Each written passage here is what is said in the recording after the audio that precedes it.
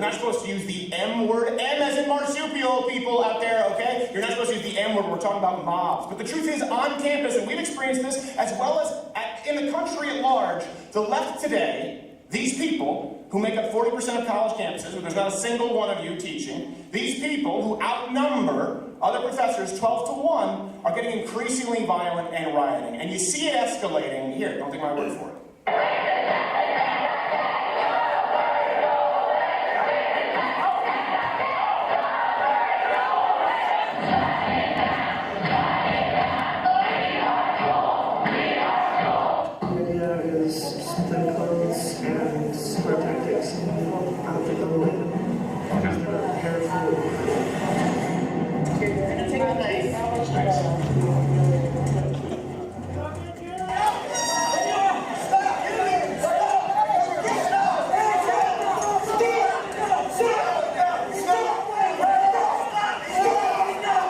Others wore masks, threw what appeared to be fireworks and smoke bombs, then started fires. There have been no immediate reports of arrests. None. Doesn't that strike you as weird? And I know we're not supposed to use the M word today, but I say it because, listen, guys, I know it's kind of hard to say something serious here with my back.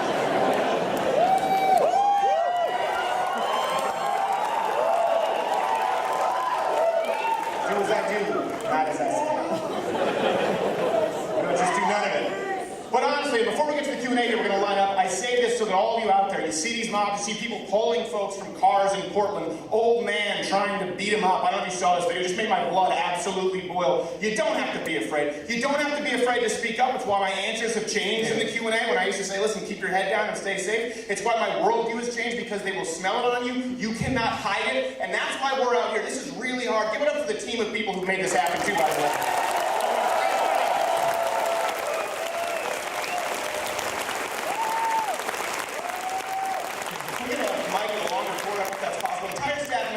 Because we want to come out and just let you guys know that there are other people out there like you. They may not be your teachers. They may not be your friends in college. They may not be the people writing the papers about today's event. But you know what? They are out there. And before we move on to Q&A, I think we do actually have to go one more time to our, if we have, Justice Ruth Bader Ginsburg, the Ruth Cam. Yeah, the Ruth Cam. Are we? Oh no.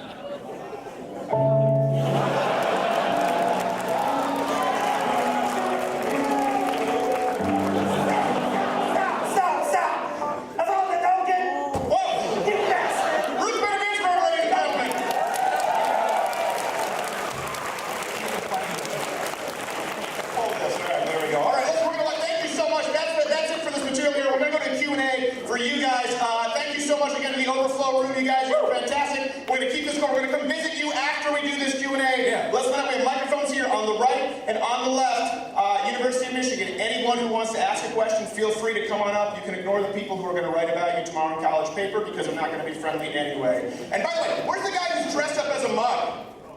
Where is he? I saw a guy actually. Let me give you a chance. All right, let me go. Is that a kiddie pool that you just put tape on? There it is, yeah. Hold on a second, let's bring him up first to the mic. I just want to see what he did. Let's hear it for this man. He's the winner of the for sure. Oh, he has to put it on before he goes to Q&A. All right. And he can't make it down. Let me look sideways. I'm kind of assaulting this thing. Shouldn't shoot so much gum, bitch. All right. Don't knock it over. You have to go around and come back. Okay. All right. Maybe this wasn't the best idea. What's your name, sir? My name is James. James, thank you for being here, James. Thank you for the effort. Now, James, tell me, what is this that you put together? How did you make this? I took a couple of cheap yoga mats, pool noodle, and a hula. Okay. Beautiful. Yeah. And it caused you a girlfriend, I'm guessing? You might have. Yeah. Michigan difference. Why do you have to dress this way? Why can't you just be normal? No, I'm telling you afterwards. We can get in the mug, we can do some weird stuff. I don't want to be in a mug. That's disgusting. You want to be in my mug? If not, you're not a part of my... So, how long did this take you? I started Sunday morning, and I finished last night. Wow, wow. You're definitely failing at least in class. Yeah, give it to him. This is his moment. Better make it count. Thank you so much for answering. Welcome, member. You are the winner of the contest. Any merch you want, a couple of shirts, Ranger, you want some Ranger panties? You want to wear some Ranger panties? All right, all of the above. Thank you, sir. Let's hear it for the costume winner. All right, I guess, you know what, we'll start right here. You know, okay, we'll go over here with the next first question.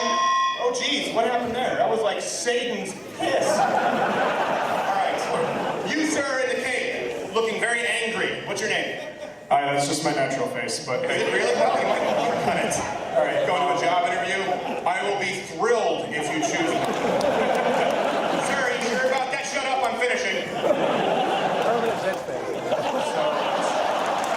What? I think you're into something that we don't even know what it is. All right, what's your name, sir? Evan. Evan, okay, Evan. So this is to Kate? Yeah, I helped set up. This is what we all wore. So. Oh, thank you very much, Evan. I appreciate it.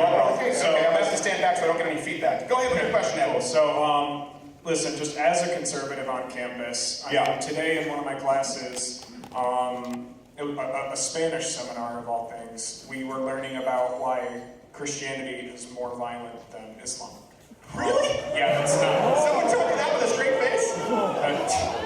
Well, listen, that just brings up my question, is that as a conservative and like as a Christian, a devout Christian on campus, you know, I am afraid to, you know, speak up in a second language at that, you know, just be like, what's your first language? That's English. But, well, first off, I think it would help if you learned the general precept of second language.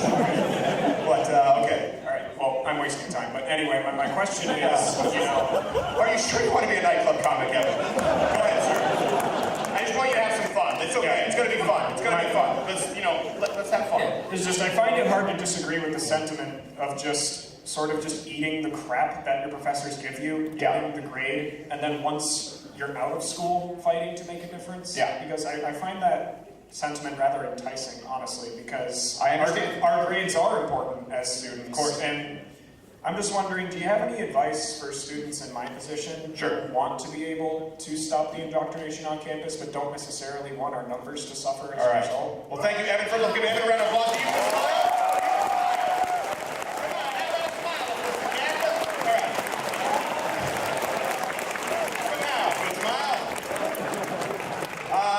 By the way, I don't know if there are any Antifa members here that were threatening to throw a big old bottle of piss at me tonight, so target right here.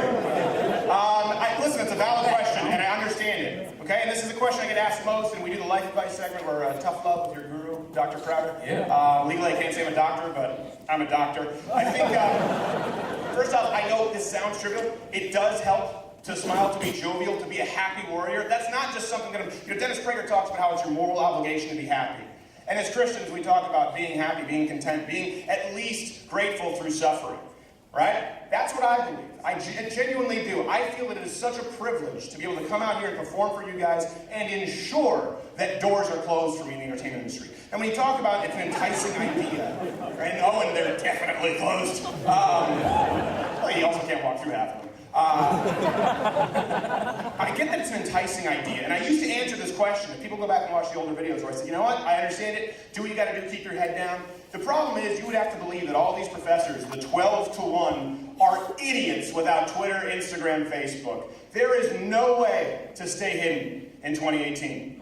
That's why I changed my answer. My opinion hasn't changed. If you had the ability, right, to stay off of social media completely, to be completely Google-proof to every single professor, and you could guarantee that they wouldn't know, yeah, listen, sure, go ahead, ace your classes, and then get yourself into some kind of position of authority. Watch the YouTube people, and they're like, the Jews! And then do more good. But you're not able to do that in 2018.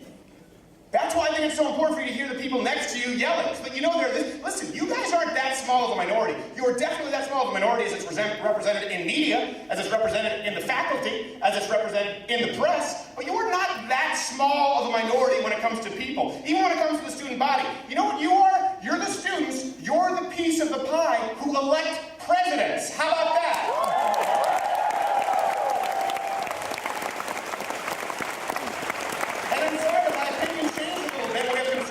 I just want to pass, I want to go to the STEM field, I want to be an engineer, and then Antifa's like, Molotov cocktail number 9, asshole! You can't do it, it's not possible, so what I want you to do is grab the phone number or the hand of the person next to you today and go, you know what, all right, here we are, we're in it now, you're in a fight, anyone ever been in a fight? You don't stop after Have you been punched in the face? You've all been punched in the face. Now, I'm not saying go out and punch them in the face or start nailing plaques, okay? What I am saying is there's no way to hide it. You've been punched in the face. You're in the fight whether you want it or not, so start acting like it because there's no way around it. And you help the person next to you. And I want to come back to that afterwards because I'd like to close on that point. I really do see, and I get a lot of emails regarding fear on campus, and it truly does. It breaks my heart. I feel totally humbled to be able to come out here and perform for you guys because I know how scary it is. I know how others do it. Thank you. You, sir, with noise canceling headphones. What's your name? Logan. Logan, nice to meet you, Logan.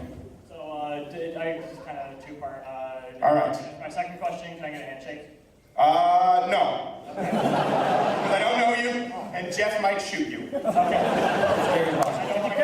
He's almost shot me. I literally was reading about baggies of piss being thrown at me before coming on stage, and you're like, I got a goatee and spacers in my ears, and I can doodle. It's nothing personal, I hope you understand. All right, go ahead, sir. So, I'm a senior in high school, and me and my friends, we're conservatives. We all have conservative views. I've been getting really into politics in the last couple of years. Yeah. But my friends don't seem to understand why they're conservative. It's more of like they know the conservative way is the better way to go, but they don't really know how to argue their point. Okay. So is there really such thing as a bad conservative in that sense, and they can't help us push the agenda? They can just state it? Yes. By the way, this guy was looking at his watch and then started tweeting something. Right here. What were you doing? You were like, oh, this kid better hurry up. I want to get to the after party.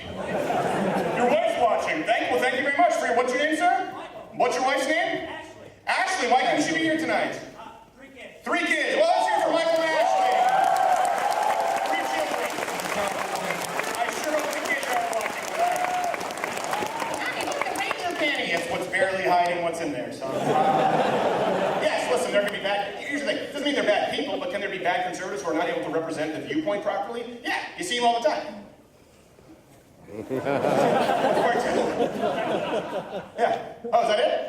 All right, thank you, man. I appreciate it. Thanks for the question. Yes, it's a simple answer. And I know a lot of the time we like to act as though there is not a simple answer. Sometimes there is a simple answer. And listen, I'm a relatively smart guy. Like I'm slightly above the belt. What are you just... My horn's falling off. Oh, your horn's falling off. I keep seeing them doing this. I'm like, what's going on here? I just thought you were doing something. Listen, the MS-13 are animals, okay? Only till I walk up, they're fondling their horns. All the time with the fondling the horns. President Trump, I don't think that was quarter black hair and a lot of Crowder show. Shut up, you dumbass. I think they're fondling with the horns. So I agree. No, listen, there are sometimes really simple answers, and that's okay. And that's why we're going to be releasing the Change My Mind book here, hopefully before the end of the year. A booklet on campus. I shouldn't be too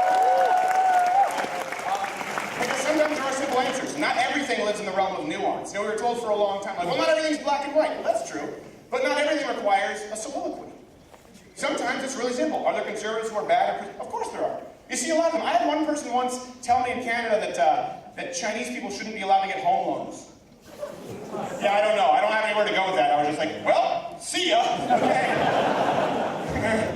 Not on board. I didn't even get that. And I don't really think this person meant it. Anyway, I don't know. What's your name, sir? What's that? Is that a hockey helmet?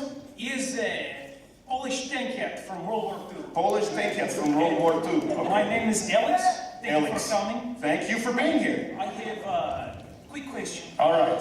How are babies made, and what is best way to raise babies?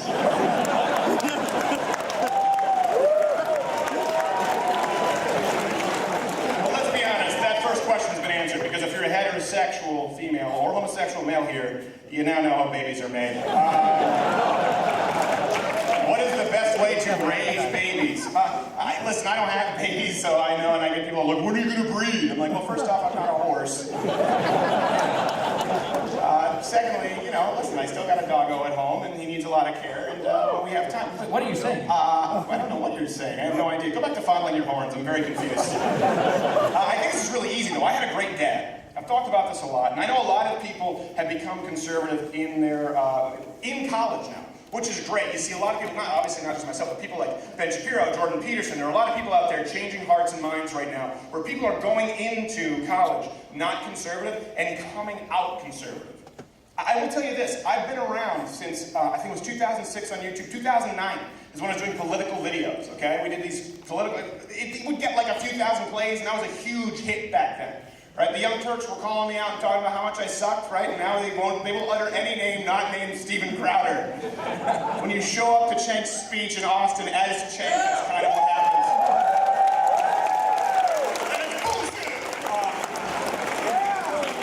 But I will say this, so far, that's really hard to, that's just, it warms my cockles to see that. Because it tells me that the people who are outnumbered 12-1 in staff, the people who are really afraid of the climate on college campus, you are changing hearts and minds. Because when I started out, this didn't exist. This wouldn't be possible for conservatives on campus. We actually, if we'd have been able to book it in advance, could have filled Hill Auditorium with how many people are here. I don't think that there has been any kind of a political show like that in recent memory here. There probably is someone's going to be like, no, Chomsky. Well, shut up, okay? For the purposes of this story. So that's great. That being said, I did not become a conservative in college, I will tell you. I became a conservative pretty young. Why? Because my dad had these conversations at the dinner table. And I think Ronald Reagan said, all great change starts at the dinner table. And I was just a kid, I was doing this cartoon Arthur, I was in PBS, and I played this character called It's almost like in Cheers, a Canadian gets booed. It was produced in Canada. Now what do you do? You didn't even know where to think about it. Wow, that was so fast. And I would get checks, and my dad would say, okay, what do you think about this going to taxes? What do you think about a 52% marginal tax rate? What do you think about health care, right? We'd already put several people on the ground because of Canadian health care. And all of these conversations started with my dad. And I will say this, my dad and my mother, my mom was French-Canadian, and so she didn't understand American politics to the same degree, but she was principled. She was more conservative on the social issues and the moral issues. And in Quebec, there are only liberals and liberal separatists. But they always had these conversations with me as a young child, to the point where when I went into high school, I was having these conversations with teachers, long before college. So if you're going to raise your kids anyway, people say don't talk about religion and politics. Well, guess what happens when you don't talk about religion and politics with your kids? You have kids, like the gentleman who asked, I think it was Evan, who asked a question, who's afraid to speak out in college. You think you're emboldening your children if you're telling them don't speak religion and politics? They're going to go into college mortified. Arm those kids. Get them ready. Don't say Fox, but say info. Thank you, Mr. Polish. All right, you, sir. Yes, I appreciate you. You got a lot of better hats. Okay, all right. There you go. Thank you. You just bought it now. Oh, very nice. What's your name, sir? Matt, Traverse City, Michigan. Oh, Traverse City, very nice. Cherries and fat commie assholes come from there. Not like you. Over Michael Moore. Boom. What did someone say?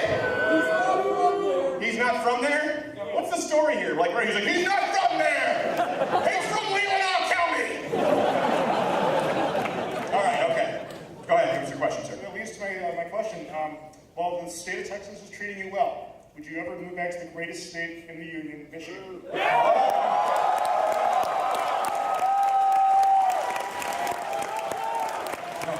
was a Brian Stelter question. That was very leading. Like, Mr. Trump, would you ever consider being respectful and kissing my ass on air? No, you're disgusting. Well, see, I can't talk with him. There's no reason. You know what? I would consider it when Michigan ditches their state tax. Here, I hate to say this. This is one thing I've talked about. I don't understand. Texas is it's a petri dish. You know what? Michigan. Let's if you could just annex Detroit and Flint, give it to Canada. Yeah. Just tell them it's on the ballot that is voting for free pot and tap water. Like, oh yeah. It's good in here in Flint. It's a good deal. You get high and dead. So you have the same kind of situation with eastern and western Michigan. You look at Grand Rapids. I did a video. Grand Rapids in the house? Yeah. First off, people over there are nice. They really are. Oh, jeez, for some reason my earpiece was... It felt like someone was tugging on the back of my collar. Oh, Steven's done LSD again, kids. People there are nice. I had a guy, we're doing this undercover sting of the college socialists. And this guy was complaining, yeah, this city sucks. And the bosses of the Panhandle, they just really destroyed this city. And I said, oh, okay, what do you do? He's like, I work for the Panhandle schools. I mean, they really have, you look at Grand Rapids and compare it to Detroit, you look at one that's expanded, one that's done incredibly well, one that's diversified, one that really was supported by free enterprise, conservative families and households. And that's one thing too, I think a lot of people here from Michigan were kind of surprised how, anyone here surprised initially how vicious the attacks on Betsy DeVos were? Yeah, I think almost everyone who's not a piece of crap. Yeah. They're like, Betsy DeVos, isn't she the worst? And everyone in Michigan is like, she like supports kids' hospitals, and she's actually made schools better. Like, no, we're pretty sure she's a whore. We're like, okay. I don't think that's allowed. So you have Eastern Michigan, right? You have entirely Democratic rule Detroit. Listen, I'm sorry, I know some of you hipsters like to go to Detroit and drink coffee. That's not how they live. It doesn't save the city, all right? Sorry. Detroit needs to get rid of the crony. The political corruption in Detroit knows no bounds. You have Detroit, entirely Democratic rule since I think Jerome Kavanaugh in 1961. And then you have the other side of the state. Or you have a place like Texas, right? A place like Texas. Where it could not get fast enough. People can't get their head around this. Texas, okay, it's not really fair to compare countries. Like a good example, people talk about healthcare being a human right, and they try to compare it to Norway or Denmark. It is fun. Denmark is socialist! The Prime Minister's like, shut up, we're not socialists. I'm pretty sure you are! It's a lot more fair to compare states, I think. And comparing California or Michigan, but I think California and Texas are great examples. So California is hemorrhaging people, the taxes are awful, their economy is collapsing underneath them. According to Al Gore, they shouldn't have even existed, I think, 4 years ago, but we're banking on that climate change at some point. And then you have Texas, right? No state tax and a surplus for as long as I can remember. You figure it out! And then you have these Californians who moved to Texas, right? They moved to Texas because I think, what is it? There's Toyota that left, State Farm, Liberty Mutual, 15,000 jobs in one municipality. I think it's Plano, Frisco. One municipality of Texas, it's a suburb of Dallas. And they come in and they try to vote in the crappy blue policies they left. It's unreal to me. If you want to talk about the delusions of today's left, just look at Californians today who are chasing their dreams, their jobs, and a better life for their family in Texas, and then trying to turn it into California. Good example, very comparable, would be people in a migrant caravan on their way over here burning the American flag! I don't know if you're booing me or burning the American flag, but I'll take it. Think about that for a second. And we're told that we're mean. Imagine someone going like, oh, okay, I'm going to come to your place for dinner. Fine. By the way, I'm going to take a piss in your cooking pot, okay? What is happening? And Don Lemon's like, you know, you should look them under, you're racist. You're like, why are you just looking like a dead Johnny Mathis back from the dead? You have nothing interesting to say, Don Lemon. So, long way around to say, probably no, not moving back to Michigan, but I do love Michigan. Michigan has unbelievable natural beauty. I love the people outside of, the people who live in Detroit. And I really do appreciate it. Thank you for your question, sir.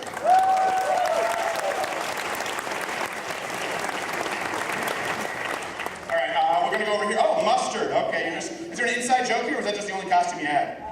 Ketchup. Mustard and ketchup, okay. I love how ketchup is way happier. Because everyone loves him, and with you, they're not so sure. Like, ketchup, yes! I put my fries in. Hey, mustard! Get the hell away, mustard. You're like Gerald. All right, but mustard asked the question. I couldn't tell if you were mustard or you were Bette Midler in Hocus Pocus with a little hat. But an Asian version. Well, are you Latino? Are you Asian? You can't vote? Indian. Oh, she's got the feathers on her head, so, you know, get mad at her. I'm a dog, not a feather. The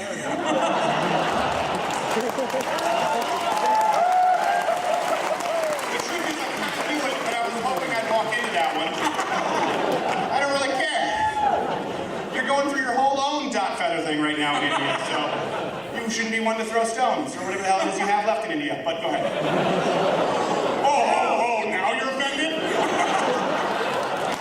He's Indian, he's dressed as mustard, he's laughing his ass off. All right, what's your name, sir? I'm Shane. Shane, nice to meet you, Shane. What's your question, Shane? So as a Indian, vegan, conservative, I'm a very independent-minded person, and I just can't comprehend the race card where, like, oh, the whole hierarchy of white people, brown people, this, that, and the other thing. I just don't get it. How do you propose that I were to combat that as I go into college and I talk to teachers? Yeah. Well, I wouldn't propose you combat it. As a vegan, you might not have the vigor.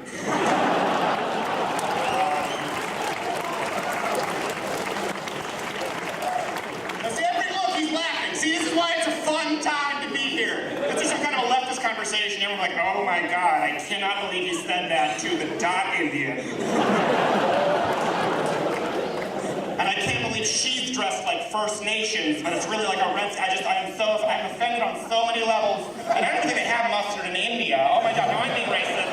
And he said Indian, not an Indian. Is he a Mexican who's trying to pass himself off?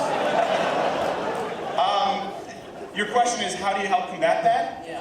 Listen, I think you are. I think you are just being you. That's it.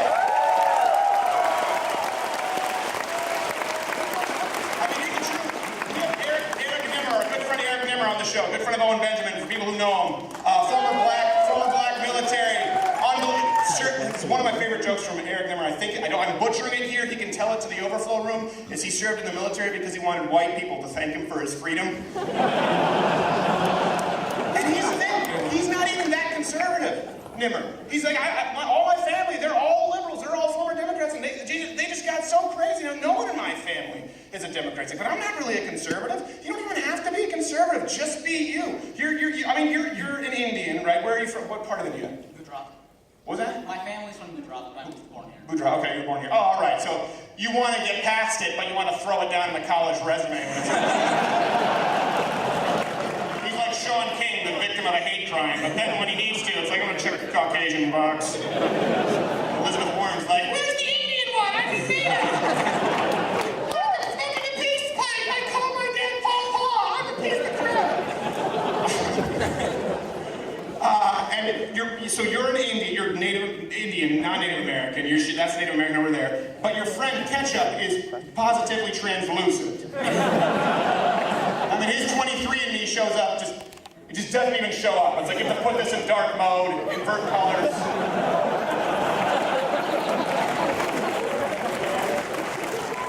And isn't that fantastic? You do like a buddy cop film. That's how you answer it.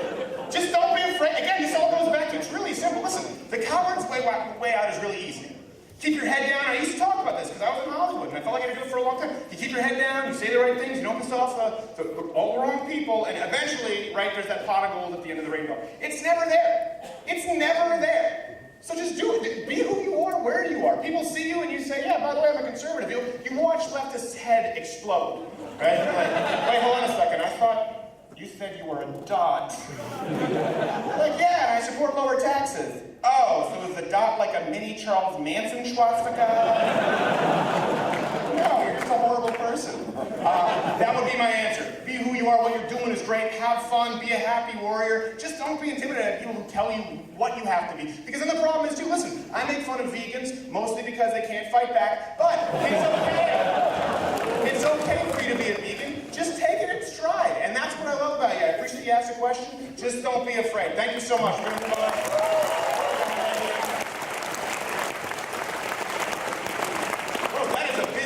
Is that writing or is that just a pattern? Oh, it's a Hawaiian shirt. Oh, okay, all right. You're from Hawaii? Oh, no, I'm Hollywood's new favorite socialist. What's that? You're what? Hollywood's... Oh, okay, I see what you did there, yes. I'm Ace Ventura. I got it, okay, I see it now. I know I didn't see it before. The red pants, the hair, yeah, you get the hair wrong. Okay, Ace Ventura, all right, I appreciate it. Was this a last minute costume? I mean, it wasn't quite like the mug guy. Yeah, he's like, it's last minute. He's like, you got a tank top and a shirt that kind of, I don't know, looks like Jim Carrey.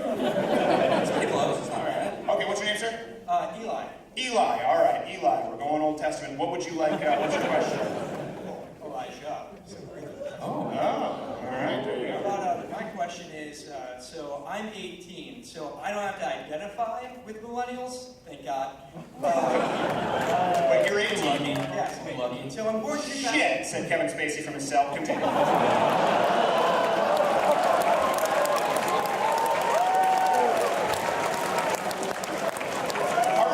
really hope the Hawaiian shirt could give me an aloha. Stop clapping. I'm terrible. All right, go ahead. So, do you have any hope for Gen Z, being more conservative? They've kind of talked about... Oh, absolutely. That. So what do you see us doing, or what do we have to do to finally get the country going? So you're Generation Z at 18. Where does Generation Z start exactly? In 1990 something, you can identify... It's like 96. Yeah, no, I know. You can identify as anything now. I identify as a baby. I identify as a baby. Yeah, you're on Social Security. You're like, what? Like, I know I could pick it later and technically get more, but I just want to steal stuff now. You're like, okay. No, listen, this is true, and I appreciate Eli. Thank you for the question, Eli. This is actually a really important question. Generation Z is possibly the most conservative generation ever. Now, I know, yeah. I mean, you know, that's why they were so busy trying to push David Hogg out. That's a great example. Generation Z is probably more pro-gun than it. Don't boo me. I sing it's like Voldemort, okay? I'm like singing like, boo! And you have less leeway because you're Canadian. So, Generation Z is probably more pro-gun than any generation prior. Why? They talk about gun culture 2.0 because you've played these video games where you see these ultra-realistic guns, you want to try them out, shoot them. You're not necessarily pro-Second Amendment, and then all of a sudden it kind of folds into that. Also tend to be very pro-free speech. And here's something that I've noticed, and I actually think I haven't heard a lot of people talk about this, it's entirely a theory, it's conjecture, okay? So, wait, well, please tell me you're dressed as a terrorist. I couldn't see you until just now.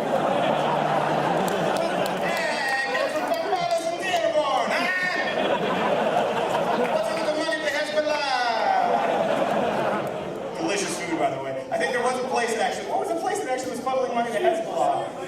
Lashish, right, or possibly all of them, but let's go with Lashish. You know, with Lashish, yes, I remember.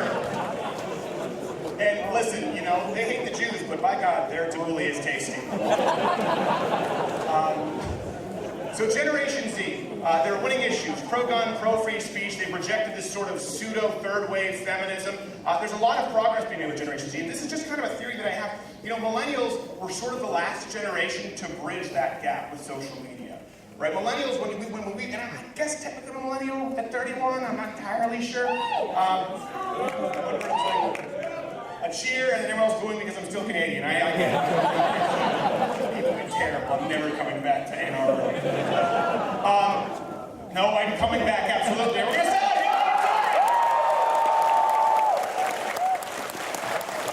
Then we're gonna go up to Torch Lake and take a dump on Michael Moore's dog. Symbolically. You have to say that now, otherwise people are like, Michael Moore received an envelope. He's pretty sure it's the guy who's going to take a dump on his dog. So we were the last generation, right? When I grew up, we didn't have Facebook, we didn't have Twitter, we didn't have Snapchat. The closest thing was later on we had MySpace, and that sort of became like the whorehouse of the internet.